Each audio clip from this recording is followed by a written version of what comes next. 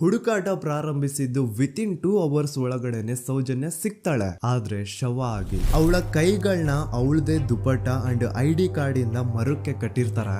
And most brutal part is ಅವಳ ಯೋನಿ, ಅವಳ ಏನಿತ್ತು ಅದ್ರ ಒಳಗಡೆ 6 ಇಂಚ್ ಮಣ್ಣು ತುಂಬಿರ್ತಾರೆ. ಓ ಬಿಡಪ್ಪ, ನಮ್ ಪೊಲೀಸ್ ಅವ್ರಿಗೆ ತಮ್ಮ ಡ್ಯೂಟಿ ಮೇಲೆ ಎಷ್ಟೊಂದು ನಿಷ್ಠೆ ಇದೆ, ಒಂದೇ ದಿನದಲ್ಲಿ ಆರೋಪಿನ ಹಿಡಿದ್ ಬಿಟ್ರಲ್ಲ ಅಂತ ಪೊಲೀಸ್ ಅವ್ರ ಮೇಲೆ ಫುಲ್ ಒಂಥರ ಹೊಗಳ್ತಾ ಇರ್ತಾರೆ. ಆದ್ರೆ ಪಾಪ ಜನರಿಗೆ ಎಲ್ಲಿ ಗೊತ್ತಿತ್ತು ಈ ಕೇಸ್ ನ ರಿಯಲ್ ಆರೋಪಿ ಬೇರೆ ಯಾರೋ ಇದಾರೆ, ಪೊಲೀಸ್ ಅವರೇ ಈ ಕೇಸ್ ನ ಮಿಸ್ಲೀಡ್ ಮಾಡೋದಕ್ಕೆ ಸುಮ್ನೆ ಸಂತೋಷ್ನ ಅರೆಸ್ಟ್ ಮಾಡಿದ್ದಾರೆ ಅಂತ. ಪೊಲೀಸ್ ಅವರು ಈ ಕೇಸ್ ಅಲ್ಲಿ ಕರಪ್ಟ್ ಆಗಿದ್ದಾರೆ, ಪೊಲೀಸ್ ಅವರೇ ಸತ್ಯ ಮುಚ್ಚಿಡ್ಲಿಕ್ಕೆ ಟ್ರೈ ಮಾಡ್ತಿದ್ದಾರೆ. ಹಾಗಾಗಿ ಈ ಕೇಸ್ ನ ಇನ್ಮುಂದೆ ಪೊಲೀಸ್ ಅವರಲ್ಲದೆ CBI ಅವರು ಇನ್ವೆಸ್ಟಿಗೇಷನ್ ಮಾಡಬೇಕು, ಈ ಕೇಸ್ ನ CBI ಒಪ್ಸಿ ಅಂತ ಅಗೇನ್ ಪ್ರೊಟೆಸ್ಟ್ ಗಳು ಸ್ಟಾರ್ಟ್ ಆಗ್ತವೆ. ಸೌಜನ್ಯ ಕೇಸ್ ಒಂದೇ ಅಲ್ಲ, ನಾರಾಯಣ ಹಾಗೂ ಯಮುನಾ ಕೇಸಲ್ಲೂ, ವೇದವಲ್ಲಿ ಕೇಸಲ್ಲೂ, ಆ ಬ್ಯಾಂಕ್ ಮ್ಯಾನೇಜರ್ ನ ಕೇಸಲ್ಲೂ ಹಾಗೂ ಪದ್ಮಲತಾ ಕೇಸಲ್ಲೂ ಸೀದಾ ಡೈರೆಕ್ಟ್ ಡೌಟ್ ಬರೋದೆ ಊರಿನ ಗೌಡ್ರ ಮೇಲೆ. ಸೌಜನ್ಯ ಕೇಸ್ ಬಿಟ್ಟು ಆ ಇನ್ನೊಂದು ಕೇಸ್ ಯಾವುದು, ಅದಕ್ಕೂ ಸಂತೋಷ್ಗೂ ಏನ್ ಸಂಬಂಧ, ಅದ್ರಲ್ಲಿ ಯಾಕೆ ಸಂತೋಷ್ನ ಪೊಲೀಸ್ ಅವರು ಫಿಟ್ ಮಾಡಿದ್ರು ಅಂತ ಪ್ರತಿಯೊಂದು ಹೇಳ್ತೀನಿ.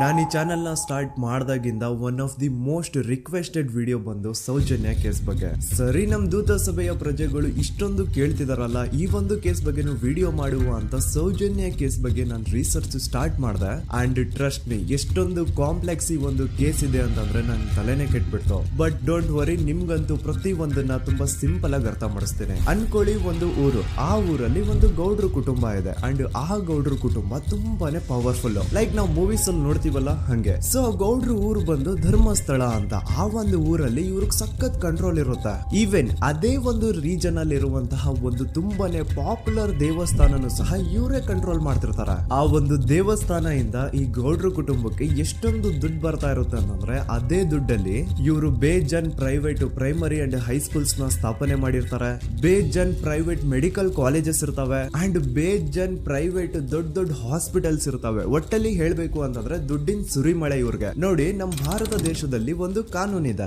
ದ ರಿಲಿಜಿಯಸ್ ಎಂಡೋಮೆಂಟ್ ಆಕ್ಟ್ 1863 ಅಂತ. ಬೇಸಿಕಲಿ ಈ ಒಂದು ಕಾನೂನು ಏನ್ ಹೇಳುತ್ತೆ ಅಂತಂದ್ರೆ, ಭಾರತದಲ್ಲಿ ಯಾವ್ದೆಲ್ಲ ಹಿಂದೂ ಟೆಂಪಲ್ಸ್ ಇದಾವೋ ಅವೆಲ್ಲ ಗವರ್ಮೆಂಟ್ ಪ್ರಾಪರ್ಟಿ. ಆ ಹಿಂದೂ ಟೆಂಪಲ್ಸ್ ನ ಮ್ಯಾನೇಜ್ಮೆಂಟ್ ಎಲ್ಲ ಗವರ್ಮೆಂಟ್ ಕೈಗೆ ಹೋಗಿ ಗವರ್ಮೆಂಟ್ ಡಿಸೈಡ್ ಮಾಡುತ್ತೆ ಆ ಮ್ಯಾನೇಜ್ಮೆಂಟ್ ಅಲ್ಲಿ ಯಾರ್ ಕೆಲ್ಸಕ್ಕೆ ಇರಬೇಕು, ಯಾರ್ ಕೆಲ್ಸಕ್ಕೆ ಇರಬಾರ್ದು, ಅಂಡ್ ಆ ಟೆಂಪಲ್ ಇಂದ ಬರ್ತಿರುವಂತಹ ಡೊನೇಷನ್ ಅಮೌಂಟ್ ನ ಏನ್ ಮಾಡಬೇಕು ಅಂತ. ಸೊ ಈ ಒಂದು ಕಾನೂನಿನ ಪ್ರಕಾರ ಗವರ್ಮೆಂಟ್ ಇಂಡಿಯಾದಲ್ಲಿ ಇರುವಂತಹ ಆಲ್ಮೋಸ್ಟ್ ಎಲ್ಲಾ ಹಿಂದೂ ಟೆಂಪಲ್ಸ್ ನ ತನ್ನ ಕಂಟ್ರೋಲ್ ಅಲ್ಲಿ ತಗೋತಾ ಇರ್ಬೇಕಾದ್ರೆ ಗವರ್ಮೆಂಟ್ ಅಫಿಷಿಯಲ್ಸ್ ಧರ್ಮಸ್ಥಳ ಶ್ರೀ ಮಂಜುನಾಥ ದೇವಸ್ಥಾನಕ್ಕೂ ರೀಚ್ ಔಟ್ ಮಾಡ್ತಾರೆ. ಅಂಡ್ ಆಗ ಇಷ್ಟು ದಿನ ಟೆಂಪಲ್ ನ ಕಂಟ್ರೋಲ್ ಮಾಡ್ತಿದ್ದಂತಹ ಆ ಗೌಡ್ರ ಕುಟುಂಬ ಏನ್ ಹೇಳುತ್ತೆ ಗೊತ್ತಾ, ಇಲ್ಲ ಇದು ಹಿಂದೂ ಟೆಂಪಲ್ ಅಲ್ಲ, ಇದು ಜೈನ್ ಫ್ಯಾಮಿಲಿಗೆ ಬಿಲಾಂಗ್ ಮಾಡುವಂತಹ ಒಂದು ಪ್ರೈವೇಟ್ ಟೆಂಪಲ್ ಅಂತ ಹೇಳ್ತಾರೆ. ನಾನು ಇಷ್ಟು ದಿನ ಧರ್ಮಸ್ಥಳ ಶ್ರೀ ಮಂಜುನಾಥ ದೇವಸ್ಥಾನ ಒಂದು ಹಿಂದೂ ಟೆಂಪಲ್ ಅಂತ ಅನ್ಕೊಂಡಿದ್ದೆ. ಆದ್ರೆ ಈಗಷ್ಟೇ ನನಗೂ ಗೊತ್ತಾಗಿದ್ದು ಇದು ಹಿಂದೂ ಟೆಂಪಲ್ ಅಲ್ಲ, ಇದು ಒಂದು ಜೈನ್ ಫ್ಯಾಮಿಲಿಗೆ ಬಿಲಾಂಗ್ ಮಾಡುವಂತಹ ಪ್ರೈವೇಟ್ ಜೈನ್ ಟೆಂಪಲ್ ಅಂತ.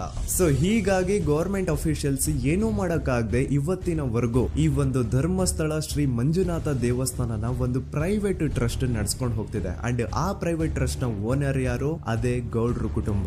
ನೋಡಿ, ನಾನು ಈ ವಿಡಿಯೋದಲ್ಲಿ ಯಾರ್ದನ್ನು ರಿಯಲ್ ನೇಮ್ಸ್ ನ ಬಳಸ್ತಿಲ್ಲ. ಪ್ರೀವಿಯಸ್ಲಿ ಬೇರೆ ಯೂಟ್ಯೂಬರ್ಸ್ ತಮ್ಮ ವಿಡಿಯೋಸ್ ಅಲ್ಲಿ ರಿಯಲ್ ನೇಮ್ಸ್ ನ ಬಳಸಿದ್ದಾರೆ ಅನ್ನೋ ಒಂದೇ ಒಂದು ಕಾರಣಕ್ಕೆ ಅವ್ರ ವಿಡಿಯೋಸ್ ನ ಡಿಲೀಟ್ ಮಾಡಿಸಿದ್ದಾರೆ. ಸೊ ಅವ್ರ ಜೊತೆ ಆಗಿದ್ದು ನನ್ ಜೊತೆ ಆಗೋದ್ ಬೇಡ, ಸತ್ಯ ಮುಚ್ಚೋಗೋದು ನನ್ಗೆ ಇಷ್ಟ ಇಲ್ಲ. ಹಾಗಾಗಿ ನಾನಿಲ್ಲಿ ರಿಯಲ್ ನೇಮ್ಸ್ ನ ಬಳಸ್ತಿಲ್ಲ. ಆದ್ರೆ ನಾನು ಯಾರನ್ನ ಪಾಯಿಂಟ್ ಔಟ್ ಮಾಡಿ ಹೇಳ್ತಿದ್ದೀನಿ ಅನ್ನೋದು ಮಾತ್ರ ನಿಮಗೆ ತುಂಬಾ ಕ್ಲಿಯರ್ಲಿ ಅರ್ಥ ಆಗುತ್ತೆ. Don't worry.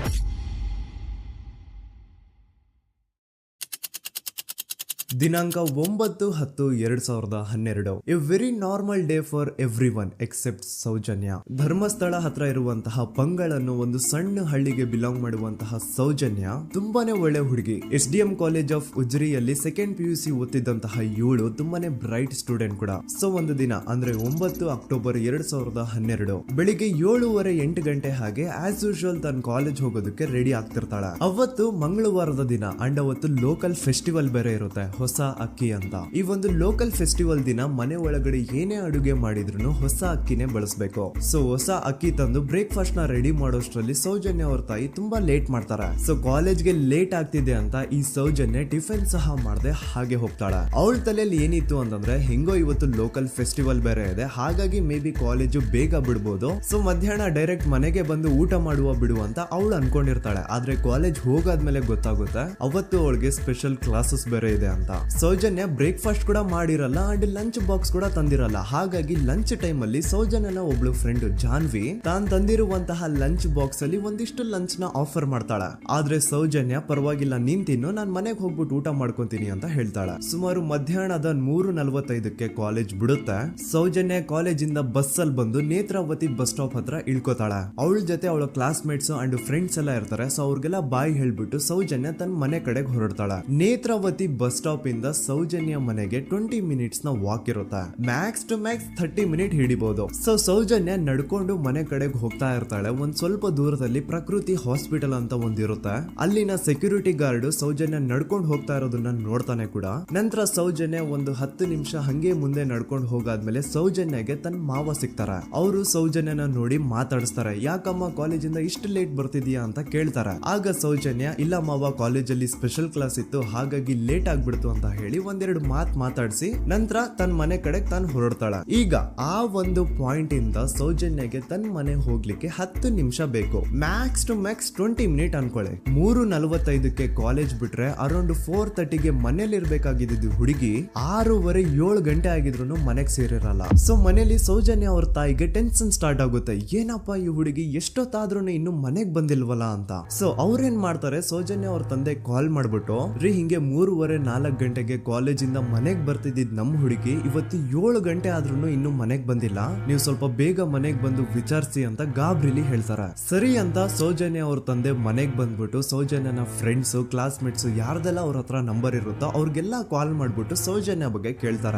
ನಮ್ ಹುಡುಗಿ ಏನಾದ್ರೂ ನಿಮ್ ಮನೆಗ್ ಬಂದಿದ್ದಾಳ ಅಮ್ಮ ಅಂತ. ಆದ್ರೆ ಸೌಜನ್ಯನ ಫ್ರೆಂಡ್ಸ್ ಅಂಡ್ ಕ್ಲಾಸ್ ಮೇಟ್ಸ್ ಎಲ್ಲ ಇಲ್ಲ ಅಂಕಲ್, ನಮ್ ಮನೆಗಂತೂ ಸೌಜನ್ಯ ಏನು ಬಂದಿಲ್ಲ, ಅವಳು ಬಸ್ ಸ್ಟಾಪ್ ಇಂದ ಸೀದಾ ನಿಮ್ ಮನೆ ಕಡೆಗೇನೆ ಹೊರಟ್ಲಲ್ವಾ, ಯಾಕೆ ಇನ್ನೂ ಬಂದಿಲ್ವಾ ಅಂತ ಕೇಳ್ತಾರ.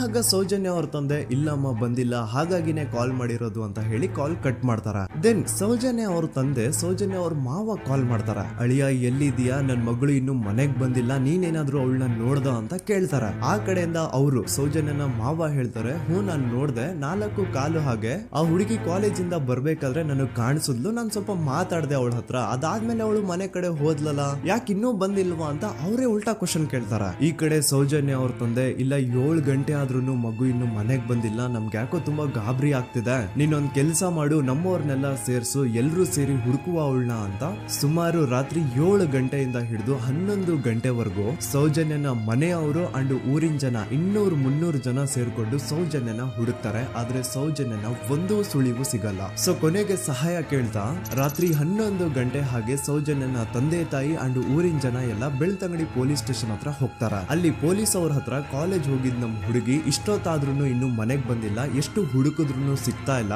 ಸೊ ಪ್ಲೀಸ್ ಒಂದು ಮಿಸ್ಸಿಂಗ್ ರಿಪೋರ್ಟ್ ನ ಫೈಲ್ ಮಾಡಿ ನಮ್ ಹುಡುಗಿನ ಹುಡುಕೊಡಿ ಅಂತ ಕೇಳ್ಕೊತಾರ. ಆದ್ರೆ ಪೊಲೀಸ್ ಅವರು ಒಪ್ಪಲ್ಲ. ಇಲ್ಲ ಯಾವುದೇ ಪರ್ಸನ್ ಮಿಸ್ಸಿಂಗ್ ಆದ್ರೆ ಆಫ್ಟರ್ 24 ಅವರ್ಸ್ ಆದ್ಮೇಲೆನೆ ರಿಪೋರ್ಟ್ ಫೈಲ್ ಮಾಡಕ್ಕಾಗೋದು. ಸೊ ನೀವ್ ಒಂದ್ ಕೆಲ್ಸ ಮಾಡಿ, ಈಗ ಮನೆಗ್ ಹೋಗಿ ನಾಳೆ ಬೆಳಿಗ್ಗೆವರೆಗೂ ನೋಡಿ, ನಾಳೆ ಬೆಳಿಗ್ಗೆವರೆಗೂ ನಿಮ್ ಮಗಳು ನಿಮ್ ಮನೆಗ್ ಬಂದಿಲ್ಲ ಅಂತಂದ್ರೆ ಆಗ ಬಂದ್ಬಿಟ್ಟು ಮಿಸ್ಸಿಂಗ್ ರಿಪೋರ್ಟ್ ನ ಫೈಲ್ ಮಾಡಿಸಿ ಅಂತ ಹೇಳಿ ಕಳಿಸ್ತಾರ.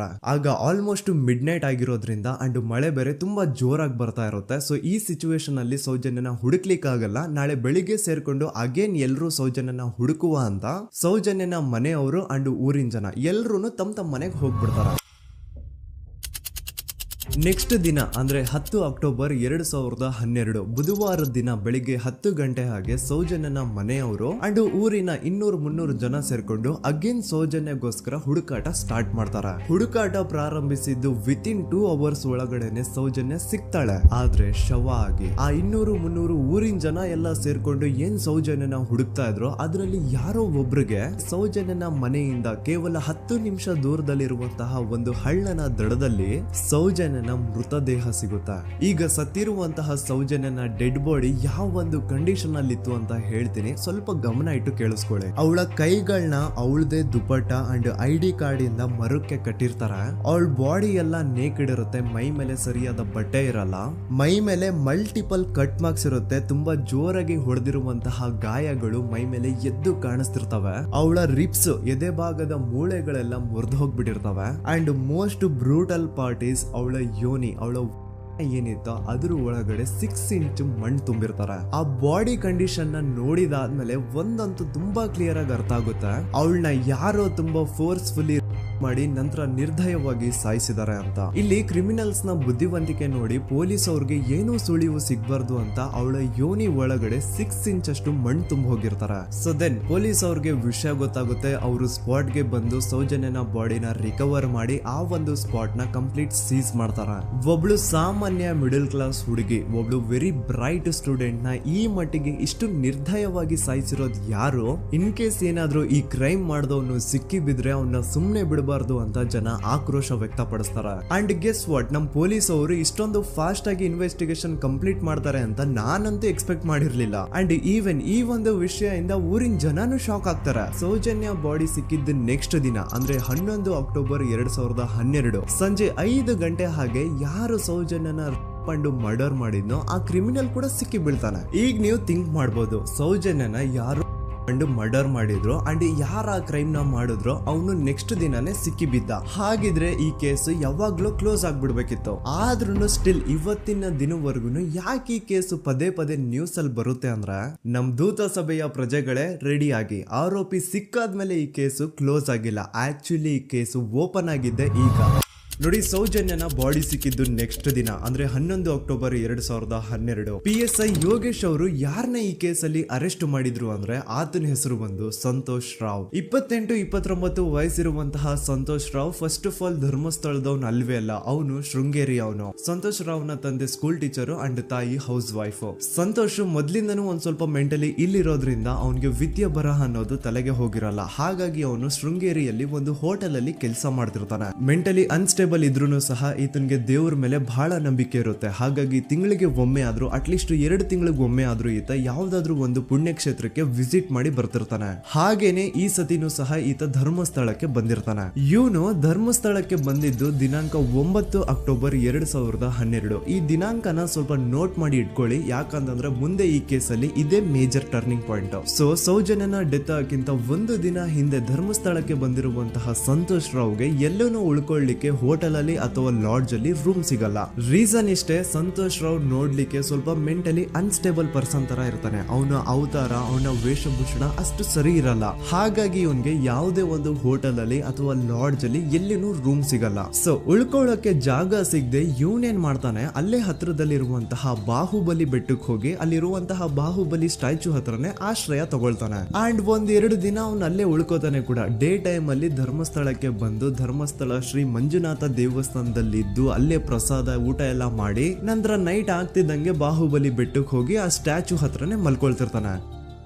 ಸೊ ಒಂದು ದಿನ ಅಂದ್ರೆ 11 ಅಕ್ಟೋಬರ್ 2012 ಸಂಜೆ 5 ಗಂಟೆ ಹಾಗೆ ಈ ಸಂತೋಷ್ ರಾವ್ ತನ್ನ ಪಾಡಿಗೆ ತಾನು ಆ ಬೆಟ್ಟದ ಮೇಲೆ ಕೂತ್ಕೊಂಡು ಸೀನರೀಸ್ ನ ಎಂಜಾಯ್ ಮಾಡ್ತಾ ಇರಬೇಕಾದ್ರೆ ಯಾರೋ ಅದೇ ಊರಿನ 5 ಜನ ಕಿಡಿಗೇಡಿಗಳು ಬಂದು ಇವನ್ ಹತ್ರ ಜಗಳ ತೆಗಿತಾರ. ಈ 5 ಜನ ಯಾರು ಅಂತ ನಂತರ ಹೇಳ್ತೀನಿ. ಸೊ ಈ 5 ಜನ ಕಿಡಿಗೇಡಿಗಳು ಸಂತೋಷ್ ರಾವ್ ಹತ್ರ ಜಗಳ ತೆಗೆದು ಅವನ್ನ ಅವಾಚ್ಯ ಶಬ್ದಗಳಿಂದ ಬೈದು ಅವನ್ನ ಹೊಡೆದು, ಅಷ್ಟೇ ಸಾಲದೆ ಆ 5 ಜನ ಸಂತೋಷ್ ರಾವ್ನ ಪೊಲೀಸ್ ಸ್ಟೇಷನ್ಗೆ ಎಳ್ಕೊಂಡ್ ಬಂದು ಇವನು ನಾವು ಬಾಹುಬಲಿ ಬೆಟ್ಟಕ್ಕೆ ಅಂತ ಹೋಗಿದ್ರೆ ಅಲ್ಲಿ ನಮ್ಮ ಮೇಲೆ ಅಟ್ಯಾಕ್ ಮಾಡ್ದ, ಇವ್ನು ನೋಡ್ಲಿಕ್ಕೂ ಸಹ ಒಳ್ಳೆ ಸೈಕೋ ಕಿಲ್ಲರ್ ಇದ್ದಂಗಿದಾನೆ, ನಮ್ಗೆ ಯಾಕೋ ನಿನ್ನೆ ನಮ್ಮ ಊರಲ್ಲಿ ನಡೆದಿರುವಂತಹ ಘಟನೆ ಆ ಸೌಜನ್ಯನ ಪಂಡು ಮರ್ಡರ್ ಇವನೇ ಮಾಡಿದಾನೆ ಅಂತ ಡೌಟ್ ಬರ್ತಿದೆ ಅಂತ ಆ 5 ಜನ ಕಿಡಿಗೇಡಿಗಳು ಸಂತೋಷ್ ರಾವ್ನ ಪೊಲೀಸ್ ಅವ್ರ ಹತ್ರ ಹಾಕೊಡ್ತಾರ. ಅಂಡ್ ಪೊಲೀಸ್ ಅವ್ರು ಕೂಡ ಎಂತವ್ರು ನೋಡಿ, ಯಾರೋ 5 ಜನ ಕಿಡಿಗೇಡಿಗಳು ಬಂದು ಇವನೇ ಕೊಲೆ ಮಾಡಿದಾನೆ ಅಂತ ಹೇಳಿದ ತಕ್ಷಣ ಹಿಂದೆ ಮುಂದೆ ಕ್ರಾಸ್ ಚೆಕ್ ಮಾಡದೆ ಸಂತೋಷ್ ರಾವ್ನ ಅರೆಸ್ಟ್ ಮಾಡಿ ಸೌಜನ್ಯ ಕೇಸ್ನ ಆರೋಪಿ ಸಿಕ್ಕಿದಾನೆ ಅಂತ ಎಲ್ಲಾ ಕಡೆ ಘೋಷಣೆ ಮಾಡ್ಬಿಡ್ತಾರ. ಜನರಿಗೆ ಈ ಕಡೆ ಒಂಥರ ನೆಮ್ಮದಿ, ಓ ಬಿಡಪ್ಪ ನಮ್ ಪೊಲೀಸ್ ಅವ್ರಿಗೆ ತಮ್ಮ ಡ್ಯೂಟಿ ಮೇಲೆ ಎಷ್ಟೊಂದು ನಿಷ್ಠೆ ಇದೆ, ಒಂದೇ ದಿನದಲ್ಲಿ ಆರೋಪಿನ ಹಿಡಿದ್ಬಿಟ್ರಲ್ಲ ಅಂತ ಪೊಲೀಸ್ ಅವ್ರ ಮೇಲೆ ಫುಲ್ ಒಂಥರ ಹೊಗಳ್ತಾ ಇರ್ತಾರೆ.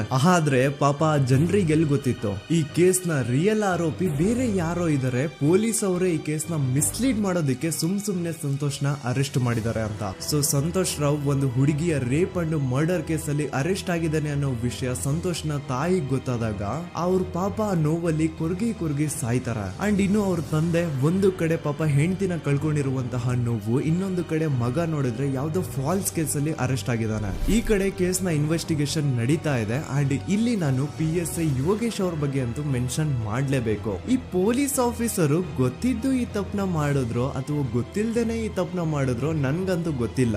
ಸೊ ಇವ್ರು ಏನ್ ಮಾಡ್ತಾರೆ ಅಂತಂದ್ರೆ, ಸೌಜನ್ಯನ ಬಾಡಿನ ಪೋಸ್ಟ್ ಮಾರ್ಟಮ್ ಗೆ ಕಳಿಸಿದಾಗ ಡಾಕ್ಟರ್ಸ್ ಹಂಗೋ ಹಿಂಗೋ ಮಾಡಿ ಇಂದ ಕೆಲವೊಂದು ಸ್ಪರ್ಮ್ ನ ಸ್ಯಾಂಪಲ್ಸ್ ಕಲೆಕ್ಟ್ ಮಾಡ್ತಾರೆ. ಅದನ್ನ ಅವರು PSI ಯೋಗೇಶ್ಗೆ ಕೊಟ್ಟು ಇದನ್ನ ವಿತಿನ್ 72 ಅವರ್ಸ್ ಒಳಗಡೆ ಇನ್ನೊಂದು ಲ್ಯಾಬ್ ಗೆ ಸಬ್ಮಿಟ್ ಮಾಡಿ ಅಂತ ತುಂಬಾ ಕ್ಲಿಯರ್ ಆಗಿ ಹೇಳ್ತಾರೆ. ಆದ್ರೆ PSI ಯೋಗೇಶ್ ಆ ಸ್ಪರ್ಮ್ ಸ್ಯಾಂಪಲ್ಸ್ ನ ವಿತಿನ್ 72 ಅವರ್ಸ್ ಒಳಗಡೆ ಲ್ಯಾಬ್ ಕಳ್ಸೋದಿರ್ಲಿ, ಅದನ್ನ 12 ದಿನ ಆದ್ಮೇಲೆ ಲ್ಯಾಬ್ ಕಳಿಸ್ತಾರೆ. ಅಷ್ಟೊತ್ತಿಗೆ ಆಲ್ರೆಡಿ ಆ ಸ್ಪರ್ಮ್ ಸ್ಯಾಂಪಲ್ಸ್ ಗೆಲ್ಲ ಫಂಗಸ್ ಹಿಡಿದು ಅದು ಅನ್ಫಿಟ್ ಫಾರ್ ಟೆಸ್ಟಿಂಗ್ ಅಂತ ಬರುತ್ತೆ. ಈಗ ನೀವೇ ಹೇಳಿ, ಎಂತ ಡಂಬೆಸ್ಟ್ ಪರ್ಸನ್ ಪೊಲೀಸ್ ಆಫೀಸರ್ ಆಗಿದ್ರು ಅವನ ಹತ್ರ ಒಂದು ಮರ್ಡರ್ ಕೇಸ್ ಬಂದಾಗ ಅವನ ಹತ್ರ ಇರೋ ಮೇನ್ ಸಾಕ್ಷಿನೇ, ಮೇನ್ ಎವಿಡೆನ್ಸ್ ಆ ಹುಡುಗಿಯ ಇಂದ ಕಲೆಕ್ಟ್ ಆಗುವಂತಹ ಸ್ಪರ್ಮ್ ಸ್ಯಾಂಪಲ್ಸ್. ಸೊ ಅದನ್ನ ಮೊದಲು ಲ್ಯಾಬ್ ಕಳಿಸಿ ಅದನ್ನ ಐಡೆಂಟಿಫೈ ಮಾಡೋದು ಪೊಲೀಸ್ ಅವರ ಫಸ್ಟ್ ಡ್ಯೂಟಿ. ಆದ್ರೆ ಇಲ್ಲಿ PSI ಯೋಗೇಶ್ ಅವರು ಇದನ್ನೇ ಮರ್ತು ಹೋದ್ರು ಅಂತ ನೋಡಿ. ಯಾವುದೇ ಒಂದು ಕೇಸ್ ಅಲ್ಲಿ ಪೊಲೀಸ್ ಅವರು ಆದಷ್ಟು ಎವಿಡೆನ್ಸ್ ನ ಕಲೆಕ್ಟ್ ಮಾಡೋದಕ್ಕೆ ಟ್ರೈ ಮಾಡ್ತಾರೆ. ಆದ್ರೆ ಈ ಒಂದು ಕೇಸ್ ಅಲ್ಲಿ ಮಾತ್ರ ಪೊಲೀಸ್ ಅವರು ಎವಿಡೆನ್ಸ್ ನ ಕಲೆಕ್ಟ್ ಮಾಡೋ ಬದಲಾಗಿ ಎವಿಡೆನ್ಸ್ ನ ಡಿಸ್ಟ್ರಾಯ್ ಮಾಡೋದ್ರಲ್ಲಿ ಮುಂದೆ ಇದ್ರು. ಅಷ್ಟೇ ಅಲ್ಲದೆ ಈ ಪೊಲೀಸ್ ಆಫೀಸರ್ ಸೇರ್ಕೊಂಡು ಸಂತೋಷ್ ರಾವ್ಗೆ ಸೆಲ್ ಅಲ್ಲಿ ಎಂತ ಟಾರ್ಚರ್, ಎಂತ ಹಿಂಸೆ ಕೊಡ್ತಾರೆ ಅಂದ್ರೆ ನೆನ್ಸ್ಕೊಂಡ್ರೆ ಮೈ ಜುಮ್ ಅನ್ನುತ್ತ. ಹೊಡಿಯೋದು, ಕೆಟ್ಟದಾಗ ಬೈಯೋದು, ಇದೆಲ್ಲ common. Most brutal parties Santosh ರಾವ್ನ ಪ್ಯಾಂಟ್ ಬಿಚ್ಚಿ ಅವನ ಪ್ರೈವೇಟ್ ಪಾರ್ಟ್ ಮೇಲೆ ಬಿಸಿ ಬಿಸಿ ಕುದೀತಾ ಇರುವಂತಹ ನೀರ್ ಚಲ್ತಾರ. ಈ ಕ್ರೈಮ್ ನೀನೇ ಮಾಡಿದ್ಯಾ ಅಂತ ಒಪ್ಕೋ, ಇಲ್ಲ ಅಂತಂದ್ರೆ ನಿನ್ನ ಸೆಲ್ ಒಳಗಡೆನೆ ಸಾಯಿಸ್ಬಿಡ್ತೀವಿ, ನಿನ್ನ ತಂದೆ ತಾಯಿ ಎಲ್ರು ಸಾಯಿಸ್ಬಿಡ್ತೀವಿ ಅಂತ ಬ್ಲಾಕ್ ಮೇಲ್ ಮಾಡ್ತಾರ. ನೋಡಿ, ಸಂತೋಷ್ ರಾವ್ ಜಾಗದಲ್ಲಿ ನನ್ನಂತ ನಿಮ್ಮಂತ ನಾರ್ಮಲ್ ಪರ್ಸನ್ ಯಾರಾದ್ರೂ ಇದ್ದಿದ್ರೆ ಪೊಲೀಸ್ ಅವರು ಕೊಡ್ತಿರುವಂತಹ ಹಿಂಸೆನ ತಡ್ಕೊಳಕ್ಕಾಗದೆ ಆ ಕ್ರೈಮ್ ಮಾಡಿಲ್ಲ ಅಂದ್ರೂ ಮಾಡಿದೀನಿ ಅಂತ ಒಪ್ಕೊಬಿಡ್ತಾ ಇದ್ವಿ. ಆದ್ರೆ ಸಂತೋಷ್ ರಾವ್ ಮೆಂಟಲಿ ಇಲ್ಲಿರೋದೇ ಅವನ್ಗೆ ಅಡ್ವಾಂಟೇಜ್ ಆಗೋಯ್ತು. ಪೊಲೀಸ್ಗಳು ಸಂತೋಷ್ ರಾವ್ಗೆ ಎಷ್ಟೇ ಹೊಡೆದ್ರು, ಎಷ್ಟೇ ಬೈದ್ರು, ಎಷ್ಟೇ ಬ್ಲಾಕ್ ಮೇಲ್ ಮಾಡಿದ್ರು ಸಂತೋಷ್ ರಾವ್ ಬಾಯಲ್ಲಿ ನಾನ್ ಈ ಕ್ರೈಮ್ ನ ಮಾಡಿಲ್ಲ ಅಂತಾನೆ ಬರುತ್ತೆ ಹೊರತು ಆ ಕ್ರೈಮ್ ನ ಅವನು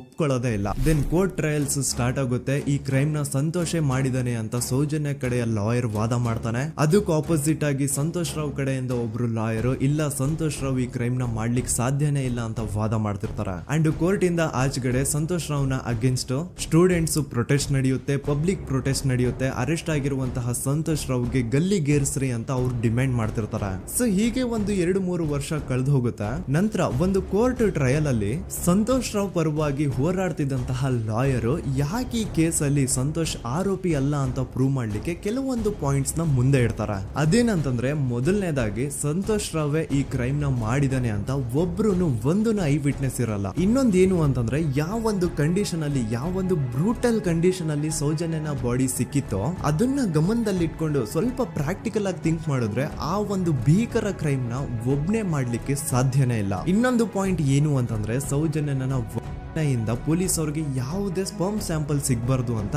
6 ಇಂಚು ಅಷ್ಟು ಮಣ್ಣು ಹಾಕಿರ್ತಾರ. ಸೊ ಈಗ ನೀವೇ ಹೇಳಿ, ಮೆಂಟಲಿ ಇಲ್ಲಿರುವಂತಹ ಪರ್ಸನ್ಗೆ ಇಷ್ಟೊಂದು ಬುದ್ಧಿವಂತಿಕೆ ಇರುತ್ತಾ ಅನ್ಕೊಳ್ಳಿ. ಅಷ್ಟೊಂದು ಬುದ್ಧಿವಂತಿಕೆ ಅವ್ನಿಗಿದ್ರೂನು ಆ ಕ್ರೈಮ್ ಮಾಡಾದ್ಮೇಲೆ ಅವನ ಊರಿಂದ ಓಡ್ ಹೋಗ್ಬೋದಾಗಿತ್ತು. ಆದ್ರೆ ಮತ್ತ್ಯಾಕೆ ಅವನು ಅದೇ ಊರಲ್ಲೇ ಇರ್ತಾನೆ. ಅಂಡ್ ಸೌಜನ್ಯ ಕೊನೆಯದಾಗಿ ಪ್ರಕೃತಿ ಹಾಸ್ಪಿಟಲ್ ಮುಂದ್ಗಡೆಯಿಂದ ನಡ್ಕೊಂಡು ಹೋಗ್ತಾ ಇರ್ಬೇಕಾದ್ರೆ ಆ ಪ್ರಕೃತಿ ಹಾಸ್ಪಿಟಲ್ ನ ಸೆಕ್ಯೂರಿಟಿ ಗಾರ್ಡ್ ನೋಡ್ತಾನೆ. ಅಂಡ್ ಪ್ರಕೃತಿ ಹಾಸ್ಪಿಟಲ್ ನ ಆಚೆಗಡೆ CCTV ಕ್ಯಾಮರಾನು ಇರುತ್ತೆ. ಸಡನ್ಲಿ ಆ CCTV ಫುಟೇಜ್ ಕೂಡ ಕಾಣೆ ಆಗ್ಬಿಡುತ್ತಾ. ಇನ್ನೊಂದೇನು ಅಂತಂದ್ರೆ, ಸೌಜನ್ಯ ಮರ್ಡರ್ ಆಗಿದ್ದು ನೆಕ್ಸ್ಟ್ ದಿನಾನೇ ಪೊಲೀಸ್ ಅವರು ಆರೋಪಿನ ಹಿಡಿದ್ರು. ಸೊ ಹಾಗಿದ್ದಾಗ ಆ ಕಲೆಕ್ಟ್ ಮಾಡಿರುವಂತಹ ಸ್ಪರ್ಮ್ ಸ್ಯಾಂಪಲ್ಸ್ ನ ಲ್ಯಾಬ್ ಗೆ ಕಳಿಸಿ ಇವನೇ ಆರೋಪಿ ಅಂತ ಕನ್ಫರ್ಮ್ ಮಾಡೋ ಬದಲಾಗಿ ಯಾಕೆ ಪೊಲೀಸ್ ಅವರು ಆ ಸ್ಪರ್ಮ್ ಸ್ಯಾಂಪಲ್ಸ್ ನ ತಮ್ಮ ಹತ್ರನೇ ಇಟ್ಕೊಂಡು 12 ದಿನವರೆಗೂ ಅದಕ್ಕೆ ಫಂಗಸ್ ಹಿಡಿಯೋವರೆಗೂ ಕಾದು ಆಮೇಲೆ ಅದನ್ನ ಲ್ಯಾಬ್ ಕಳಿಸಿದ್ರು. ಅಂಡ್ ಮೇನ್ ಇಂಪಾರ್ಟೆಂಟ್ ಆಗಿ ಸಂತೋಷ್ ರಾವ್ಗೆ ಒಂದು ಗುಪ್ತ ರೋಗ ಇರುತ್ತೆ, ಅದೇ ಫಿಮೋಸಿಸ್ ಅಂತ. ಈ ಕಾಯಿಲೆ ಏನು ಅಂತ ನಾನು ಈ ವಿಡಿಯೋದಲ್ಲಿ ಡೀಟೇಲ್ಡ್ ಆಗಿ ಎಕ್ಸ್ಪ್ಲೈನ್ ಮಾಡ್ಲಿಕ್ಕೆ ಆಗಲ್ಲ.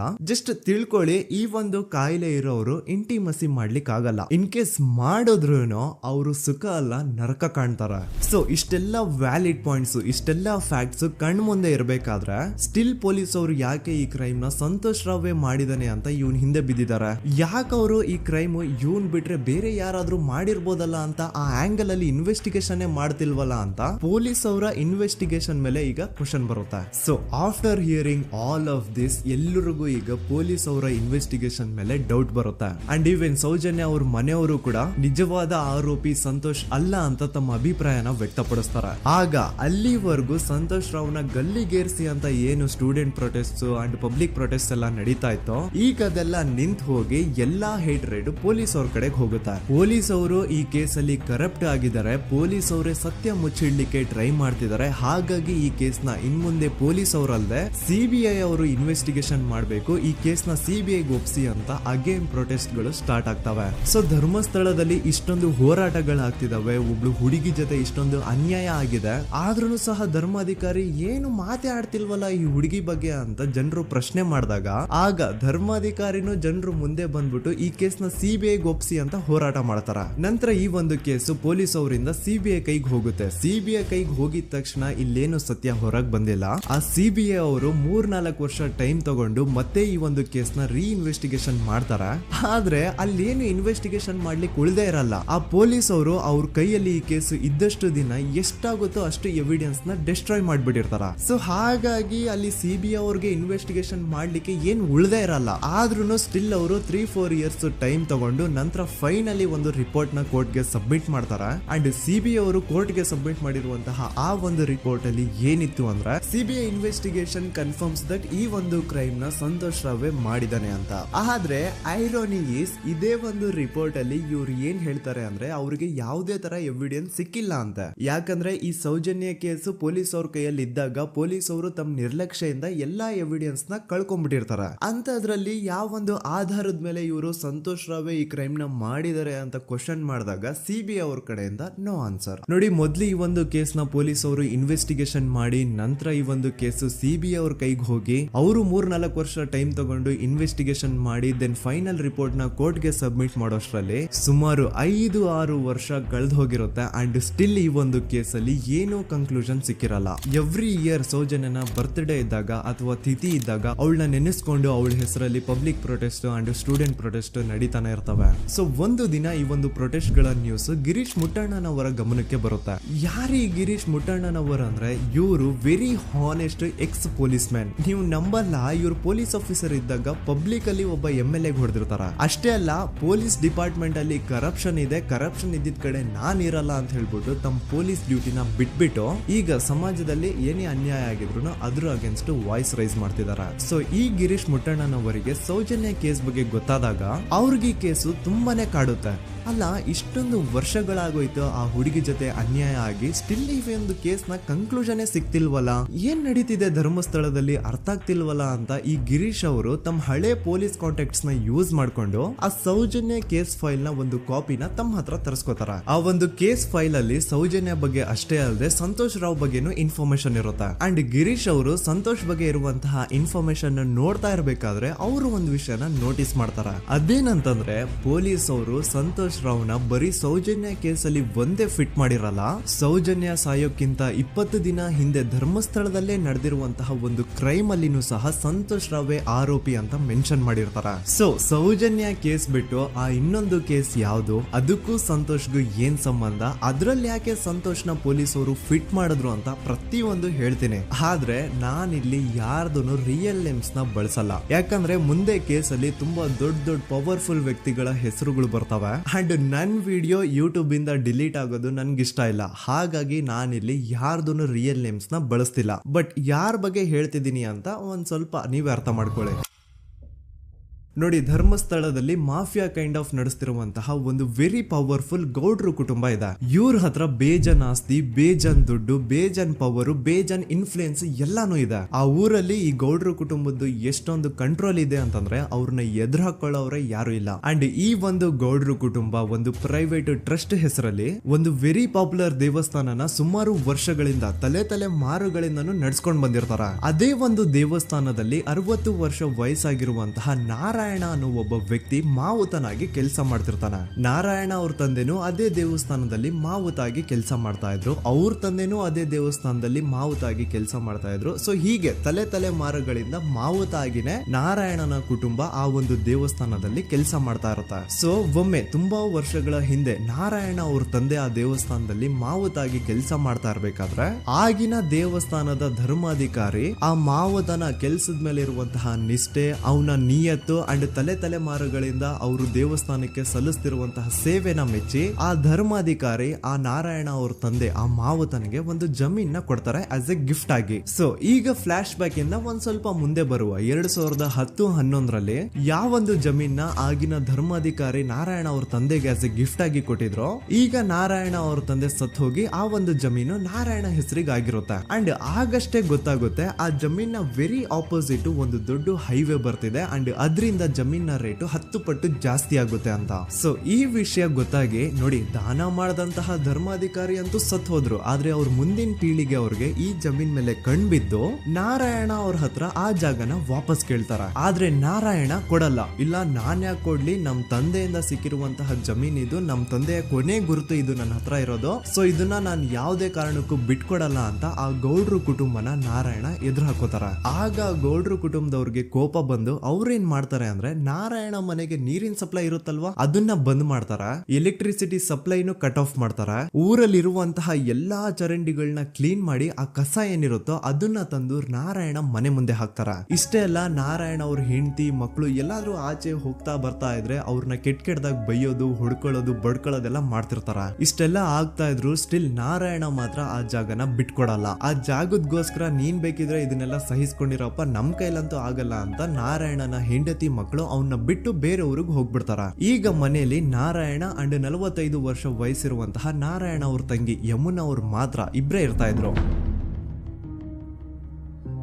ಸೊ ಒಂದೊಳ್ಳೆ ಅವಕಾಶ ನೋಡ್ಕೊಂಡು 21 ಸೆಪ್ಟೆಂಬರ್ 2012 ಮನೆಯಲ್ಲಿ ನಾರಾಯಣ ಹಾಗೂ ಯಮುನಾ ಇರ್ಬೇಕಾದ್ರೆ ಯಾರೋ ಮನೆ ಒಳಗಡೆ ನುಗ್ಗಿ ನಾರಾಯಣನ್ಗೆ ಹೊಡೆದು ಯಮುನಾಗೂ ಸಹ ಹೊಡೆದು ನಂತರ ಅವಳು ಮಾಡಿ ದೆನ್ ನಾರಾಯಣ ಹಾಗೂ ಯಮುನನ ತಲೆನ ಒಂದು ರುಬ್ಬಗುಂಡಿಂದ ಚಚ್ಚಿ ಸಾಯಿಸ್ಬಿಡ್ತಾರ. ಈ ಕೊಲೆ ಆಗಿದ್ದು ಕಳ್ಳತನಗೋಸ್ಕರ ಅಂತ ಪೊಲೀಸ್ ಅವರು ತಮ್ಮ ರಿಪೋರ್ಟ್ ಅಲ್ಲಿ ಬರೀತಾರ. ಆದ್ರೆ ಪಾಯಿಂಟ್ ಏನ್ ಗೊತ್ತಾ, ಆ ಮನೇಲಿ ಒಂದ್ ಸ್ವಲ್ಪನೂ ಹಣ ಆಗ್ಲಿ ಅಥವಾ ಬಂಗಾರ ಆಗ್ಲಿ ಕಳ್ಳತನ ಆಗಿರಲ್ಲ. ಕಳ್ಳತನ ಆಗಿರೋದು ಕೇವಲ ಆ ಮೇನ್ ರೋಡ್ ಅಲ್ಲಿ ಇದ್ದಂತಹ ಪ್ರಾಪರ್ಟಿ ಪೇಪರ್ಸ್.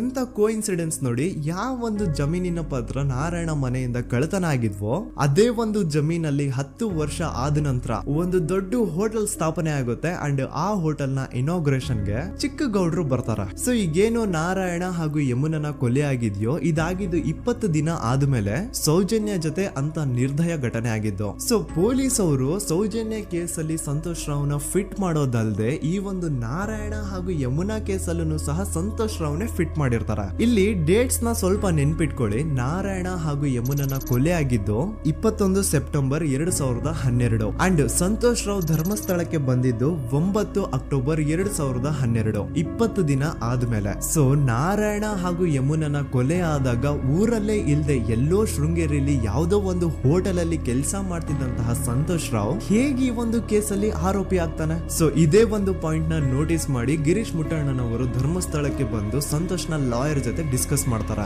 ದೆನ್ ಫೈನಲಿ ಏನೋ ತಪ್ಪು ಮಾಡದೆ ಸುಳ್ಳು ಆರೋಪಗಳಿಂದ ಕರಪ್ಟ್ ಪೊಲೀಸ್ ಆಫೀಸರ್ಸ್ ನ ಮಿಸ್ಲೀಡಿಂಗ್ ಇನ್ವೆಸ್ಟಿಗೇಷನ್ ಇಂದ ಸಂತೋಷ್ ರಾವ್ ತನ್ನ ಜೀವನದ 8-10 ವರ್ಷನ ಜೈಲಲ್ಲಿ ಕಳೆದು ಫೈನಲಿ ರಿಲೀಸ್ ಆಗ್ತಾನೆ.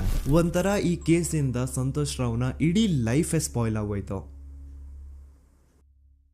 ಈಗ ಸಂತೋಷ್ ರಾವ್ ರಿಯಲ್ ಆರೋಪಿ ಅಲ್ಲ ಅಂತ ಕೋರ್ಟ್ ಅಲ್ಲಿ ಪ್ರೂವ್ ಆಯ್ತು. ಹಾಗಿದ್ರೆ ರಿಯಲ್ ಆರೋಪಿ ಯಾರು? ಪೊಲೀಸ್ ಅವರು ಯಾಕೆ ಕೇಸಲ್ಲಿ ಇಷ್ಟೊಂದು ಅನ್ಫೇರ್ ಇನ್ವೆಸ್ಟಿಗೇಷನ್ ಮಾಡಿದ್ರು? ಯಾರ ರಿಯಲ್ ಹೆಸರನ್ನ ಮುಚ್ಚಿಡ್ಲಿಕ್ಕೆ ಪೊಲೀಸ್ ಆಫೀಸರ್ಸ್ ಈ ಒಂದು ಕೇಸಲ್ಲಿ ಸಂತೋಷ್ ರಾವ್ನ ಸಿಗ್ಹಾಕ್ಸಿದ್ರು? ಇದೆಲ್ಲ ಥಿಂಕ್ ಮಾಡ್ತಾ ಹೋದ್ರೆ ನೋಡಿ ಆ ಊರಲ್ಲಿ ಆ ಪೊಲೀಸ್ ಆಫೀಸರ್ಸ್ಗೆ ಲಂಚ ಕೊಡೋಷ್ಟು, ಒಂದು ಪೊಲೀಸ್ ಇನ್ವೆಸ್ಟಿಗೇಷನ್ ನ ಸ್ಟಾಪ್ ಮಾಡೋಷ್ಟು ಅಥವಾ ಇನ್ವೆಸ್ಟಿಗೇಷನ್ ನ ಮಿಸ್ಲೀಡ್ ಮಾಡೋಷ್ಟು ಇನ್ಫ್ಲುಯೆನ್ಸ್ ಆಗ್ಲಿ, ಪವರ್ ಆಗ್ಲಿ ಅಥವಾ ಮನಿ ಆಗ್ಲಿ ಊರಿನ ಗೌಡ್ರು ಹತ್ರ ಮಾತ್ರ ಇದ್ದಿದ್ದು. ಸೊ ಈಗ ಸಂಶಯದ ಮುಳ್ಳು ಗೌಡ್ರು ಕಡೆ ತಿರುಗುತ್ತಾ ನೋಡಿ. ಪೊಲೀಸ್ ಅವರು ಸುಮ್ನೆ ಸಂತೋಷ್ ರಾವ್ನ ನಾರಾಯಣ ಹಾಗೂ ಯಮುನಾ ಕೇಸಲ್ಲಿ ಫಿಟ್ ಮಾಡಿದ್ರು. ಈಗ ಆ ಒಂದು ಕೊಲೆ ಪ್ರಕರಣಕ್ಕೂ ಸಂತೋಷ್ ರಾವ್ಗೂ ಏನು ಸಂಬಂಧನೇ ಇರ್ಲಿಲ್ಲ. ಹಂಗೆ ಥಿಂಕ್ ಮಾಡಿ ನಾರಾಯಣ ಸತ್ರೆ ಅಥವಾ ಅವನ ತಂಗಿ ಯಮುನಾ ಸತ್ರೆ ಯಾರಿಗ ಅಡ್ವಾಂಟೇಜ್ ಆಗುತ್ತೆ? ಊರಿನ ಗೌಡ್ರಿಗೆ, ಯಾಕಂದ್ರೆ ಅವ್ರಿಗ ಜಮೀನ್ ಸಿಗುತ್ತಾ. ಸೊ ಈಗ ನಾರಾಯಣ ಹಾಗೂ ಯಮುನಾ ಕೇಸಲ್ಲಿ ಸಂತೋಷ್ ರಾವ್ ಆರೋಪಿ ಅಲ್ಲ ಅಂತ ಪ್ರೂವ್ ಆದ್ಮೇಲೆ ಹಾಗಿದ್ರೆ ಆ ಕೊಲೆ ಮಾಡ್ದವ್ರು ಯಾರು ಅಂತ ಹಾಗೆ ಥಿಂಕ್ ಮಾಡಿದ್ರೆ ಗಿರೀಶ್ ಮುಟ್ಟಣ್ಣನವರಿಗೆ ಆ ಊರಿನ ಗೌಡ್ರ ಮೇಲೆ ಡೌಟ್ ಬರುತ್ತೆ. ಅದೇ ಒಂದು ಡೌಟ್ ಅಲ್ಲಿ ಗಿರೀಶ್ ಮುಟ್ಟಣ್ಣನವರು ಮಹೇಶ್ ತಿಮ್ರೊಡ್ಡಿ ಅಂತ ಇನ್ನೊಬ್ರ ಜೊತೆ ಸೇರ್ಕೊಂಡು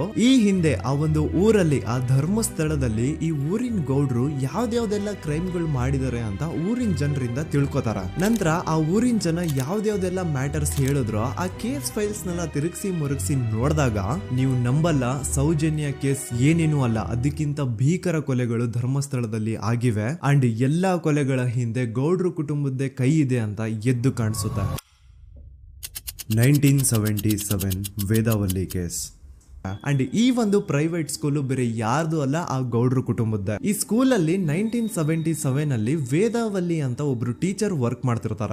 ವೇದಾವಲ್ಲಿ ಆ ಟೀಚರ್ ಜಾಬ್ಗೆ ತುಂಬಾನೇ ಓವರ್ ಕ್ವಾಲಿಫೈಡ್. ಅವರ ಕ್ವಾಲಿಫಿಕೇಶನ್ಸ್ ನ ಗಮನದಲ್ಲಿ ಇಟ್ಕೊಂಡ್ರೆ ಅವ್ರಿಗೆ HM ಅಥವಾ ಪ್ರಿನ್ಸಿಪಲ್ ನ ಪೋಸ್ಟ್ ಸಿಗ್ಬೇಕು. ಆದ್ರೂ ಸಹ ವೇದಾವಲ್ಲಿ ಆಸ್ ಎ ಟೀಚರ್ ಆಗಿನೇ ಕೆಲಸ ಮಾಡ್ಕೊಂಡು ಹೋಗ್ತಿರ್ತಾರ. ಒಮ್ಮೆ ಏನಾಗುತ್ತೆ, ಸ್ಕೂಲ್ ಅಲ್ಲಿ ಪ್ರಿನ್ಸಿಪಲ್ ನ ಪೋಸ್ಟ್ ಖಾಲಿ ಆಗುತ್ತೆ ಅಂಡ್ ಆ ಒಂದು ಪೋಸ್ಟ್ ಗೆ ಎಲ್ರು ಏನ್ ಅನ್ಕೊಳ್ತಾರೆ, ವೇದಾವಲ್ಲಿನೇ ಸೆಲೆಕ್ಟ್ ಮಾಡೋದು ಅಂತ. ಆದ್ರೆ ವೇದಾವಲ್ಲಿಯ ಕ್ಯಾಸ್ಟ್ ಬೇರೆ ಇದೆ ಅನ್ನೋ ಒಂದೇ ಒಂದು ಕಾರಣಕ್ಕೆ ಆ ಪ್ರಿನ್ಸಿಪಲ್ ನ ಪೋಸ್ಟ್ ವೇದಾವಲ್ಲಿಗೆ ಸಿಗದೆ ಬೇರೆ ಯಾರನ್ನೋ ತಂದು ಕೂರಿಸ್ಬಿಟ್ಟಿರ್ತಾರ. ಇದರಿಂದ ಟೀಚರ್ ವೇದಾವಲ್ಲಿಗೆ ತುಂಬಾ ಕೋಪ ಬಂದು ಅವ್ರ ಸ್ಕೂಲ್ ಮುಂದೆ ಪ್ರೊಟೆಸ್ಟ್ ಮಾಡೋದ್ ಸ್ಟಾರ್ಟ್ ಮಾಡ್ತಾರ. ಅಂಡ್ ಈ ವಿಷಯ ಸ್ಕೂಲ್ ನ ಓನರ್ಸ್ ಗೆ ಇಷ್ಟ ಆಗಲ್ಲ. ಸೊ ಅವರು ಆ ಕೋಪನ ಹಾಗೆ ಮನ್ಸಲ್ಲಿ ಇಟ್ಕೊಂಡಿರ್ತಾರ. ಒಮ್ಮೆ ಏನಾಗುತ್ತೆ, ಸ್ಕೂಲ್ ರಜೆ ಇರುತ್ತೆ, ವೇದಾವಲ್ಲಿ ಮನೇಲಿ ಇರ್ತಾರ ಅಂಡ್ ಅವ್ರ ಹಸ್ಬೆಂಡ್ ಡಾಕ್ಟರ್ ಅರಳೆ ಅವ್ರಿಗೆ ಯಾವ್ದೋ ಬೇರೆ ಊರಲ್ಲಿ ಒಂದು ಕಾಲೇಜ್ ಅಲ್ಲಿ ಸೆಮಿನಾರ್ ಏನೋ ಇರುತ್ತೆ. ಸೊ ಅವರು ಅಲ್ಲಿಗೆ ಹೋಗಿರ್ತಾರೆ. ಈಗ ಮನೇಲಿ ಇರೋದು ವೇದಾವಲ್ಲಿ ಒಂದೇ. ಇದೇ ಒಂದು ಅವಕಾಶನ ನೋಡ್ಕೊಂಡು ಯಾರೋ ವೇದಾವಲ್ಲಿ ಅವ್ರ ಮನೆಗೆ ನುಗ್ಗಿ ವೇದಾವಲ್ಲಿಗೆ ಹೊಡೆದು ನಂತರ ಅವ್ರನ್ನ ಜೀವಂತವಾಗಿ ಸುಟ್ಬಿಡ್ತಾರ. ಸ್ವಲ್ಪ ಹೊತ್ತು ನಂತರ ರಾತ್ರಿ ಆಗ್ತಿದ್ದಂಗೆ ಡಾಕ್ಟರ್ ಅರಳೆ ಅವರು ಮನೆಗೆ ವಾಪಸ್ ಬರ್ತಾರೆ ಅಂಡ್ ಮನೆ ಒಳಗಡೆ ಬಂದ್ ನೋಡಿದ್ರೆ ವೇದಾವಲ್ಲಿ ಅವರು ಸತ್ ಹೋಗಿ ಅವರ ಬಾಡಿ ಸುಟ್ ಹೋಗಿ ನೆಲದ ಮೇಲೆ ಬಿದ್ದಿದೆ. ಹೆಂಡತಿನ ಕಳ್ಕೊಂಡಿರುವಂತಹ ದುಃಖನ ಸೈಡ್ಗೆ ಇಟ್ಟು ಡಾಕ್ಟರ್ ಅರಳೆ ಅವರು ಮೊದ್ಲು ಪೊಲೀಸ್ ಸ್ಟೇಷನ್ ಹೋಗ್ಬಿಟ್ಟು ನಮ್ ಮನೆಗೆ ನಾನು ಇಲ್ದೇ ಇರುವಂತಹ ಸಮಯನ ನೋಡ್ಕೊಂಡು ಯಾರೋ ಮನೆ ಒಳಗಡೆ ನುಗ್ಗಿ ನನ್ನ ಹೆಂಡತಿನ ಹೊಡೆದು ನಂತರ ಅವಳನ್ನ ತುಂಬಾ ಭೀಕರವಾಗಿ ಸಾಯಿಸಿದರೆ ಅಂತ ಪೊಲೀಸ್ ಅವ್ರಿಗೆ ರಿಪೋರ್ಟ್ ಕೊಡಕ್ ಹೋದ್ರೆ ಅಲ್ಲಿ ಪೊಲೀಸ್ ಅವರು ಉಲ್ಟಾ ಡಾಕ್ಟರ್ ಅರಳೆ ಮೇಲೆನೆ FIR ಬರ್ದು ನೀನೇ ನಿನ್ ಹೆಂಡತಿನ ಸಾಯಿಸಿದ್ಯಾ, ನಾಟಕ ಮಾಡಬೇಡ ಅಂತ ಅವ್ರನ್ನೇ ಅರೆಸ್ಟ್ ಮಾಡ್ಬಿಡ್ತಾರ. ನಂತರ 2-3 ವರ್ಷ ಜೈಲಲ್ಲೇ ಇದ್ದು ಡಾಕ್ಟರ್ ಅರಳೆ ಅವರು ತಮ್ಮ ಫ್ರೆಂಡ್ಸ್ ಅಂಡ್ ಫ್ಯಾಮಿಲಿ ಮೂಲಕ ಎವಿಡೆನ್ಸ್ ನೆಲ್ಲ ಕಲೆಕ್ಟ್ ಮಾಡಿಸಿ ತಾನ ಕೊಲೆನ ಮಾಡಿಲ್ಲ, ತನ್ನ ಹೆಂಡತಿನ ಸಾಯಿಸಿಲ್ಲ ಅಂತ ಕೋರ್ಟ್ ಅಲ್ಲಿ ಪ್ರೂವ್ ಮಾಡ್ಕೊಂಡು ಜೈಲಿಂದ ರಿಲೀಸ್ ಆಗ್ತಾರ. ಸೊ ಈಗ ಡಾಕ್ಟರ್ ಅರಳೆ ಅವರು ಈ ಒಂದು ಕ್ರೈಮ್ ನ ಮಾಡಿಲ್ಲ ಅಂತಂದ್ರೆ ವೇದಾವಲ್ಲಿನ ಅಷ್ಟು ಭೀಕರವಾಗಿ ಸಾಯಿಸಿದವ್ರು ಯಾರು, ಈ ವಿಷಯ ಇವತ್ತಿನವರೆಗೂ ಗೊತ್ತಾಗಿಲ್ಲ.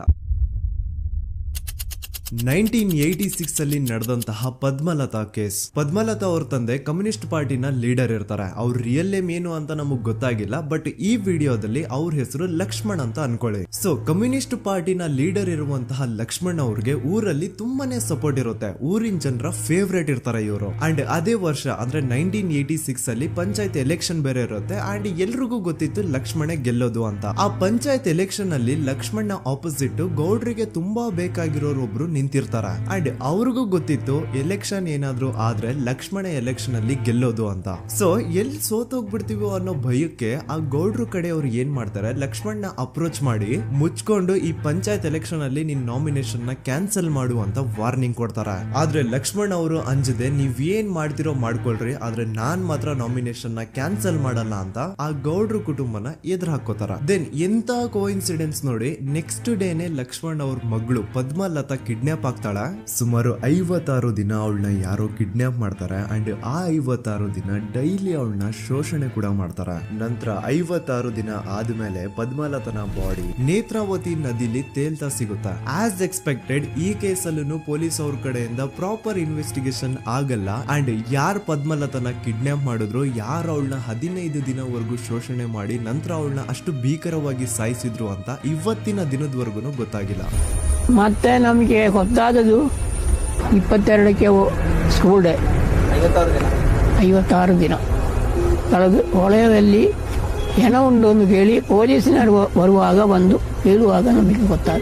ಅವರು ನನ್ನನ್ನು ಕರ್ಕೊಂಡೋಗಿ ಅಲ್ಲಿ ಹೋಗಿವೆ.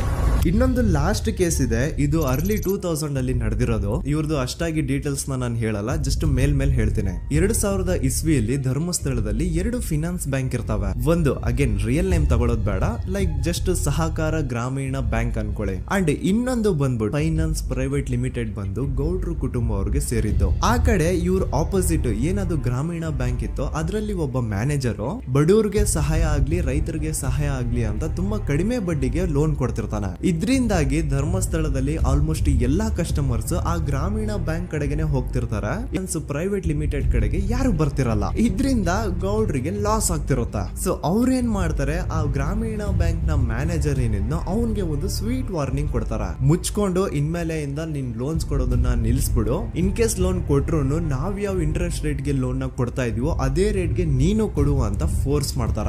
ಆದ್ರೆ ಆ ಗ್ರಾಮೀಣ ಬ್ಯಾಂಕ್ ನ ಮ್ಯಾನೇಜರ್ ಇದ್ಯಾವುದನ್ನು ಕಿವಿಗೆ ಹಾಕೊಳ್ಳಾರ್ದೆ ಅವನ್ ಕೆಲಸ ಅವ್ನ್ ಮಾಡ್ಕೊಂಡು ಹೋಗ್ತಾನ.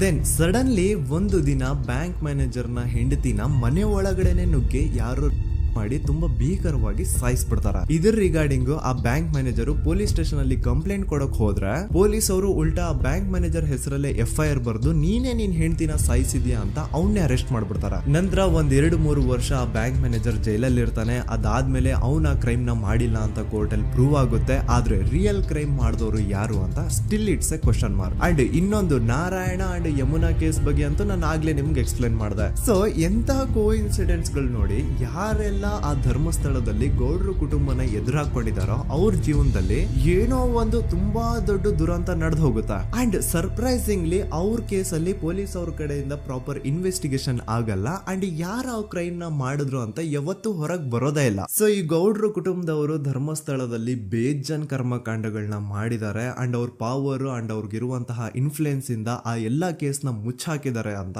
ಮಹೇಶ್ ಹಾಗೂ ಗಿರೀಶ್ ಮುಟ್ಟಣ್ಣನವರ ಹೇಳಿಕೆ ಆಗಿದೆ. ಸೊ ಗೌಡ್ರು ಫ್ಯಾಮಿಲಿನ ಟ್ರ್ಯಾಕ್ ರೆಕಾರ್ಡ್ ನೋಡಿದ್ರೆ ಧರ್ಮಸ್ಥಳದಲ್ಲಿ ಒಂದು ಹುಡುಗಿನ ರೇಪ್ ಅಂಡ್ ಮರ್ಡರ್ ಮಾಡಿ ದೆನ್ ಪೊಲೀಸ್ ಅವ್ರಿಗೆ ಲಂಚ ಕೊಟ್ಟು ಇನ್ವೆಸ್ಟಿಗೇಷನ್ ನ ಮಿಸ್ಲೀಡ್ ಮಾಡೋಷ್ಟು ಪವರ್ ಇನ್ಫ್ಲೂಯೆನ್ಸ್ ಈ ಗೌಡ್ರು ಕುಟುಂಬಕ್ಕೆ ಮಾತ್ರ ಇರೋದು. ಈಗ ಸಂತೋಷ್ ರಾವ್ ಅಂತೂ ಸೌಜನ್ಯ ಕೇಸಲ್ಲಿ ಆರೋಪಿ ಅಲ್ಲ ಅಂತ ಪ್ರೂವ್ ಆಯ್ತು. ಹಾಗಿದ್ರೆ ರಿಯಲ್ ಆರೋಪಿ ಯಾರು? ನೆನಪು ಮಾಡ್ಕೊಳ್ಳಿ, 11 ಅಕ್ಟೋಬರ್ 2012 ಸಂಜೆ 5 ಗಂಟೆ ಹಾಗೆ ಬಾಹುಬಲಿ ಬೆಟ್ಟದಲ್ಲಿ ಸಂತೋಷ್ ರಾವ್ ತನ್ನ ಪಾಡಿಗೆ ತಾನು ಸೀನರೀಸ್ ನ ಎಂಜಾಯ್ ಮಾಡ್ಕೊಂಡು ಸುಮ್ನೆ ಕೂತಿರ್ಬೇಕಾದ್ರೆ ಅವನ ಹತ್ರ 5 ಜನ ಕಿಡಿಗೇಡಿಗಳು ಬಂದು ಜಗಳ ತೆಗಿತಾರ. ಆ 5 ಜನ ಕಿಡಿಗೇಡಿಗಳು ಯಾರು ಅಂತ ನಾನು ಇಲ್ಲಿವರೆಗೂ ನಿಮ್ಗೆ ಹೇಳಿಲ್ಲ. ಸೊ ಅವರು ಬೇರೆ ಯಾರು ಅಲ್ಲ, ಚಿಕ್ಕ ಗೌಡ್ರು ಮಗ ನಿಶಾಂತ್ ಜೈನ್ ನ ವೆರಿ ಕ್ಲೋಸ್ ಫ್ರೆಂಡ್ಸ್. ಅವ್ರು ದಣಿ ಮಾಡಿರುವಂತಹ ಕ್ರೈಮ್ ಅಲ್ಲಿ ಬೇರೆ ಯಾರನ್ನಾದ್ರೂ ಸಿಗಿಸ್ಬೇಕಲ್ಲ ಅಂತ ಇವ್ರು ಬಕ್ರ ಹುಡುಕ್ತಾ ಇರ್ಬೇಕಾದ್ರೆ ಆಗ ಇವ್ರಿಗೆ ಸಿಗೋದೆ ಸಂತೋಷ್ ರಾವ್. ಅಗೇನ್ ಇನ್ನೊಂದು ಎಂತ ಕೋಇನ್ಸಿಡೆನ್ಸ್ ನೋಡಿ, ಸಂತೋಷ್ ರಾವ್ ಸೌಜನ್ಯ ಕೇಸಲ್ಲಿ ಅರೆಸ್ಟ್ ಆದ ನಂತರ ಚಿಕ್ಕ ಗೌಡ್ರು ಮಗ ನಿಶಾಂತ್ ಜೈನ್ ದೇಶನೇ ಬಿಟ್ಟು ಹೋಗ್ಬಿಡ್ತಾನ. ಈ ಕೇಸಲ್ಲಿ ಚಿಕ್ಕ ಗೌಡ್ರು ಮಗ ಇನ್ವಾಲ್ವ್ಮೆಂಟ್ ಇದೆ ಅಂತ ಯಾರಿಗೂ ಡೌಟೇ ಬರ್ತಾ ಇರ್ಲಿಲ್ಲ. ಡೌಟ್ ಯಾವಾಗ ಬಂತು ಅಂದ್ರೆ ಆ 5 ಜನ ಕಿಡಿಗೇಡಿಗಳು ಯಾರು ಸಂತೋಷ್ನ ಈ ಒಂದು ಕೇಸಲ್ಲಿ ಸಿಗಾಕ್ಸಿದ್ರು ಆ 5 ಜನರಲ್ಲಿ ಒಬ್ಬ ರವಿ ಪೂಜಾರಿ ಅಂತಾನು ಇರ್ತಾನೆ. ಅವನ್ಗೆ ತಾನು ತಪ್ಪು ಮಾಡಿದೀನಿ ಅಂತ ಗಿಲ್ಟ್ ಕಾಡುತ್ತೋ ಅಥವಾ ಬೇರೆ ಏನೋ ಗೊತ್ತಿಲ್ಲ, ಆದ್ರೆ ಅವನೇ ಸ್ವತಃ ಪೊಲೀಸ್ ಅವ್ರ ಹತ್ರ ಹೋಗ್ಬಿಟ್ಟು ಸೌಜನ್ಯ ಕೇಸಲ್ಲಿ ನಿಜವಾದ ಆರೋಪಿ ಸಂತೋಷ್ ಅಲ್ಲ ಕಂಡ್ರು, ಅವನ್ನ ಸುಮ್ನೆ ಸಿಗಾಕ್ಸಿರೋದಷ್ಟೇ, ನಿಜವಾದ ಆರೋಪಿಗಳು ಚಿಕ್ಕ ಗೌಡ್ರು ಮಗ ನಿಶಾಂತ್ ಜೈನ್ ಅಂಡ್ ಅವನ್ ಫ್ರೆಂಡ್ಸ್ ಸೂರಜ್, ಕಿರಣ್ ಅಂಡ್ ಕಣ್ಮಣಿ ಅಂತ. ಈ ಎಲ್ಲಾ ವಿಷಯನ ರವಿ ಪೂಜಾರಿ ಪೊಲೀಸ್ ಅವ್ರಿಗೆ ತಿಳಿಸ್ತಾನೆ. ಅಗೇನ್ ಎಂತ ಒಂದು ಕೋಇನ್ಸಿಡೆನ್ಸ್ ನೋಡಿ, ಈ ವಿಷಯಗಳನ್ನ ಊರಿನ ಜನರು ಮುಂದೆ ಹೇಳಿದಂತಹ ರವಿ ಪೂಜಾರಿ ಆಕಸ್ಮಿಕವಾಗಿ ಸತ್ತು ಹೋಗ್ಬಿಡ್ತಾನೆ. ಇವನ್ ಹೇಳಿದ್ದು ನಿಜ ಅಂತ ಜನರಿಗೆ ಯಾವಾಗ ಕನ್ಫರ್ಮ್ ಆಗುತ್ತೆ ಅಂದ್ರೆ ಸೌಜನ್ಯಗೆ ತುಂಬಾ ಹತ್ರವಾದವ್ರು ಒಬ್ರು ಯಶೋಧ ಅನ್ನೋರು ಕೋರ್ಟ್ ಅಲ್ಲಿ ಬಂದ್ಬಿಟ್ಟು ಸೌಜನ್ಯ ಕೊಲೆ ಆಗಿದ್ದ ದಿನ ಆ ಒಂದು ಸ್ಪಾಟ್ ಅಲ್ಲಿ ನಾನು ಈ 3 ಜನರನ್ನ ನೋಡಿದ್ದೆ ಅಂತ ಸಾಕ್ಷಿ ಹೇಳ್ತಾರ. ಈಗ ಎಲ್ಲಾ ಡಾಟ್ಸ್ ನ ಕನೆಕ್ಟ್ ಮಾಡ್ತಾ ಹೋದ್ರೆ ಸೌಜನ್ಯ ಕೇಸ್ ಒಂದೇ ಅಲ್ಲ, ನಾರಾಯಣ ಹಾಗೂ ಯಮುನಾ ಕೇಸಲ್ಲೂ, ವೇದವಲ್ಲಿ ಕೇಸಲ್ಲೂ, ಆ ಬ್ಯಾಂಕ್ ಮ್ಯಾನೇಜರ್ ನ ಕೇಸಲ್ಲೂ ಹಾಗೂ ಪದ್ಮಲತಾ ಕೇಸಲ್ಲೂ ಸೀದಾ ಡೈರೆಕ್ಟ್ ಡೌಟ್ ಬರೋದೆ ಊರಿನ ಗೌಡ್ರ ಮೇಲೆ. I really want to appreciate Kudla rampage YouTube channel, third eye YouTube channel, Girish ಮುಟ್ಟಣ್ಣನವರು ಸರ್ ಹಾಗೂ ಮಹೇಶ್ ಅವರು ಅಂಡ್ ಆಲ್ ಅದರ್ಸ್. ಇವರ ಕಾನ್ಸ್ಟೆಂಟ್ ಎಫರ್ಟ್ಸ್ ಇಂದಾನೆ ಸತ್ಯ ಏನಂತ 1 by 1 ಹೊರಗೆ ಬರ್ತಿದೆ and they are trying their level best to catch real criminals. At present Soujanya case ಬಗ್ಗೆ ಅಪ್ಡೇಟ್ ಏನು ಅಂತಂದ್ರೆ ಹೈಕೋರ್ಟ್ ವರೆಗೂ ಈ ಒಂದು ಕೇಸ್ ಹೋಗಿದೆ ಅಂಡ್ ಈ ಕೇಸ್ ಅಲ್ಲಿ ಈಗ ಇನ್ನೊಮ್ಮೆ ಮತ್ತೆ ಫ್ರೆಶ್ ಆಗಿ ರೀಇನ್ವೆಸ್ಟಿಗೇಷನ್ ಸ್ಟಾರ್ಟ್ ಆಗಬೇಕು ಅಂತ ಹೋರಾಟ ನಡೀತಿದೆ. ಸುದೂತ ಪ್ರಜೆಗಳೇ, ಇದಾಗಿತ್ತು ಸೌಜನ್ಯ ಕೇಸ್ ಬಗ್ಗೆ ನಮ್ಮ ಒಂದು ಡೀಟೇಲ್ಡ್ ವಿಡಿಯೋ. ಈ ವಿಡಿಯೋದಲ್ಲಿ ನನ್ನಿಂದ ಎಲ್ಲಾದ್ರೂ ಏನಾದ್ರೂ ಚಿಕ್ಕ ಪುಟ್ಟ ಇನ್ಫಾರ್ಮೇಶನ್ ಮಿಸ್ ಆಗಿದ್ರೆ ಅಥವಾ ಮಿಸ್ಟೇಕ್ ಆಗಿದ್ರೆ ಅದನ್ನ ದಯವಿಟ್ಟು ಕಮೆಂಟ್ ಸೆಕ್ಷನ್ ಅಲ್ಲಿ ಹೈಲೈಟ್ ಮಾಡಿ. ಈ ವಿಡಿಯೋ ಯಾವಾಗ ಯೂಟ್ಯೂಬ್ ಇಂದ ಡಿಲೀಟ್ ಆಗುತ್ತೋ ನನ್ಗಂತೂ ಗೊತ್ತಿಲ್ಲ. ಸೊ ಪ್ಲೀಸ್ ಆದಷ್ಟು ಬೇಗ ಇದನ್ನ ಎಲ್ಲಾ ಕಡೆ ಶೇರ್ ಮಾಡಿ. ಓಕೆ ಪ್ರಜೆಗಳೇ, ಇವತ್ತಿಗಿಷ್ಟು ಸಾಕು ಅನ್ಕೊಳ್ತೀನಿ. ನಾನು ನಿಮ್ಮ ದೂತ ಸಮೀರ್ MD. ಮತ್ತೆ ಸಿಗ್ತೀನಿ ನೆಕ್ಸ್ಟ್ ವಿಡಿಯೋದಲ್ಲಿ.